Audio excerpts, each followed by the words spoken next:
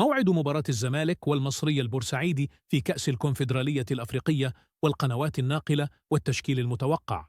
عزيزي المشاهد إليكم التفاصيل، ولكن في البداية متنسوش دعمكم لينا باللايك للفيديو والاشتراك بالقناة وتفعيل زر الجرس ليصلكم منا كل جديد.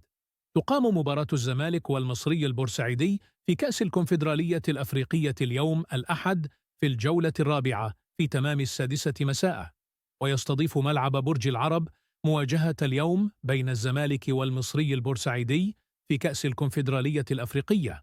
وعن القناة الناقلة لمباراة الزمالك والمصري البورسعيدي في كأس الكونفدرالية الأفريقية، تبث مباراة الزمالك والمصري البورسعيدي في كأس الكونفدرالية الأفريقية اليوم الأحد في الجولة الرابعة عبر بي إن سبورتس 3 HD.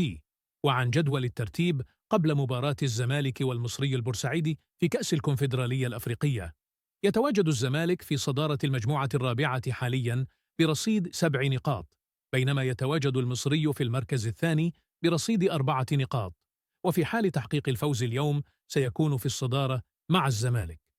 تشكيل الزمالك المتوقع ضد المصري في كأس الكونفدرالية الأفريقية: في حراسة المرمى محمد عواد، في خط الدفاع عمر جابر، محمود الونش، حسام عبد المجيد، أحمد فتوح، في خط الوسط كونراد ميشالاك، عبد الله السعيد، نبيل عماد دونجا، في خط الهجوم أحمد سيد زيزو، سيف الجزيري، مصطفى شلبي. وعن تشكيل المصري البورسعيدي المتوقع ضد الزمالك في كأس الكونفدرالية الأفريقية: حراسة المرمى محمود الجاد، خط الدفاع كريم العراقي، محمد هاشم، باهر المحمدي، عمرو سعداوي، خط الوسط محمد مخلوف، محمود حمادة، سمير فكري، خط الهجوم فخر الدين بن يوسف، صلاح محسن، محمد الشامي.